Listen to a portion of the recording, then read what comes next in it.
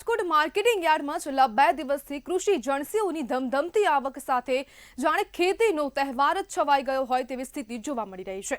શનિવાર અને સોમવાર આ 2 જ દિવસમાં 2000થી વધુ વાહનો યાર્ડમાં ખડકાયા છે અને કુલ 1.5 લાખ મણથી વધુ આવક નોંધાઈ। મગફળી, સોયાબીન અને કપાસ આ 3 મુખ્ય જણસીઓમાં સૌથી વધુ આવક થઈ છે।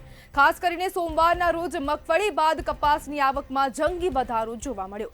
સાથે જ ચણા, તલ, અડદ, ઘઉં, લસણ અને મગની પણ સારી એવી આવક નોંધાઈ છે। યાર્ડમાં ખેડૂતોને કોઈ મુશ્કેલી ન પડે તેને માટે ખાસ વ્યવસ્થા કરવામાં આવી છે। જો કે એક મોટી ચિંતા મગફળીના ભાવ ટેકાના ભાવ કરતા ઓછા મળતા ખેડૂતોમાં અસંતોષ ફેલાયો છે। ખેડૂતો હવે સરકારને માંગ કરી રહ્યા છે કે ટેકાના ભાવે મગફળીની ખરીદી તાત્કાલિક ધોરણે શરૂ કરવામાં આવે। આ શોરૂમ જેવી ચહલપહલ વચ્ચે ખેડૂતોની આશા, મહેનત અને બજારની હકીકત તે વિરુદ્ધ દિશામાં જતી જોવા મળી રહી છે। અને હવે રાજકોટ માર્કેટિંગ યાર્ડમાં કપાસની આવકમાં પણ સતત વધારો થયો છે। મગફળીની આવકમાં પણ સતત વધારો જોવા મળી રહ્યો છે। જો કે મગફળીના ભાવ ટેકાના કરતા ઓછા મળી રહ્યા છે અને ખેડૂતોમાં તેને જ લઈને નારાજગી જોવા મળી રહી છે। એક તરફ માવઠાનું માન અને બીજી તરફ હવે મગફળીના જે ભાવ છે તે ટેકાના ભાવ કરતા ઓછા મળી રહ્યા છે। ત્યારે ખેડૂતોને અગવડતા ન પડે તેને લઈને પણ ઉત્તરાયની સુચારુ વ્યવસ્થા માર્કેટ યાર્ડ તરફથી કરવામાં આવી રહી છે।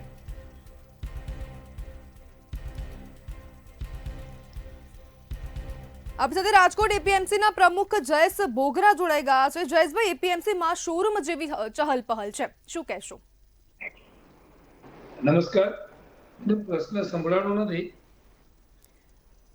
જયેશભાઈ, એપીએમસીમાં શોરૂમ જેવી ચહલપહલ છે, શું કહેશો? અત્યારે આ વરસાદી વાતાવરણમાં જ્યારે સૌરાષ્ટ્ર અને ગુજરાતમાં વરસાદ વરસી રહ્યો અત્યારે છેલ્લા 2-3 દિવસથી શનિવાર અને સોમવારે કપાસની ખૂબ જ આવક થઈ છે। શનિવારે પણ 15,000 થી 17,000 મણ જેટલો કપાસ આવ્યો, આજે પણ આવ્યો। એટલે સુવ્યવસ્થા અમારા દ્વારા જે કરવામાં આવી છે તેથી ખેડૂતો ખૂબ જ મોટા પ્રમાણમાં રાજકોટ યાર્ડમાં માલ વેચવા આવ્યા। જયેશભાઈ, હવે ખેડૂતોને મગફળીના ટેકાના ભાવ કરતા ઓછા ભાવ મળી રહ્યા છે, તો ખેડૂતોમાં આ ભાવને લઈને કેવો માહોલ છે? એ સત્ય વાત છે કે જે ટેકાના ભાવ 1452 રૂપિયા 56 રૂપિયા નક્કી કર્યા છે એના કરતા બજારમાં અત્યારે નીચા મળે છે। 900 થી લઈ અને 1250 સુધી એની ગુણવત્તા પ્રમાણે ભાવ મળે છે।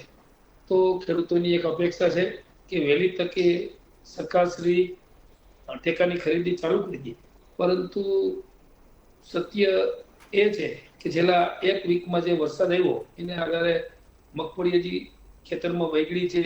અમુકને મગફળીની જે પ્રોસેસ કરવાની બાકી છે, હલર તો હાર્વેસ્ટિંગ બાકી હોય એટલા માટેથી સરકાર પણ એક પોઝિટિવ દિશામાં વિચારે છે કે ભાઈ મગફળીની ખરીદી ચાલુ કરી અને જેમને રજીસ્ટ્રેશન કરાવેલું હોય એ કોઈ વ્યક્તિ ન રહી જાય અને એમની હજી મગફળી તૈયાર ન થઈ હોય અને એને એમનો નંબર આવે તો યાર્ડમાં જે ટેકાની કેન્દ્ર હોય ત્યાં ખરીદીમાં એમનો નંબર વહી જાય ને પાછળથી એમનો વારો આવે। એટલે સરકાર પણ ખૂબ જ પોઝિટિવ દિશામાં છે। અત્યારે જે વરસાદથી નુકસાન થયું એમાં પણ એક પેકેજ માટે અમારા યશસ્વી અને ખૂબ જ મુદ્દુ અને મક્કમ જે મુખ્યમંત્રી છે જે આજે પણ સોમનાથ, જુનાગઢના ખેતીનો જે વરસાદી નુકસાન થયું એનો અહેવાલ માટે રૂબરૂ તે ગયા છે। એવી જ રીતે અમારા કૃષિ મંત્રી પણ ગયા છે। એટલે ખેડૂતોને હું પણ વિનંતી કરું છું કે આ સરકાર ખેડૂતોની માટેની સરકાર છે, એટલે સરકાર પણ એક ખૂબ જ પોઝિટિવ દિશા તરફ છે।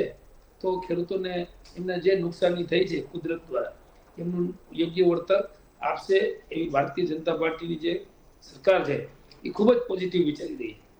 જયેશભાઈ, હવે મહત્વપૂર્ણ છે કે જે સરકાર છે તેની પાસે ઓલરેડી માહિતી છે કે ખેડૂતોને કેટલું નુકસાન થયું છે અને પીએમ કિસાન યોજના હેઠળ તેમને દર મહિને તેમના ખાતામાં પૈસા પણ મળી જાય છે જે હપ્તાઓ સરકાર તરફથી આપવામાં આવે છે, તો પણ સર્વેનું નાટક કેમ?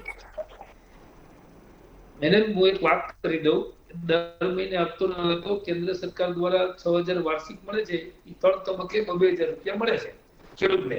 એ માહિતી એમની પાસે હોય છે। એ આખા ઇન્ડિયાના ભારતના ખેડૂતોનું લિસ્ટ હોય અને એ લિસ્ટ જ્યારે વળતરની વાત આવે ત્યારે બધા જિલ્લામાં એક સરખું નુકસાની ન ગઈ હોય। જે જિલ્લામાં વધુ નુકસાની ગઈ છે ત્યાં એમને સર્વે કરી અને ખેડૂતને જે નુકસાની ગઈ છે એમાં કોઈ ઓછી વળતર ન ચૂકવાય અને ક્યાંક ઓછો વરસાદ છે ને વધુ વળતર ન ચૂકવાય એના માટેથી સર્વે કરતા હોય છે.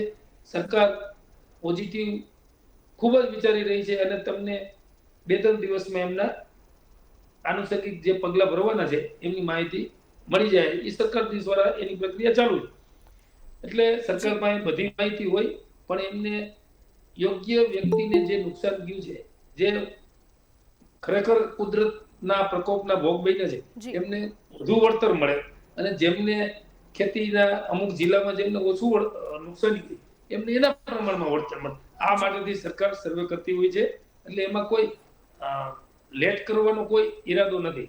જી જી બિલકુલ જયેશભાઈ, જોડાવા બદલ આપનો આભાર.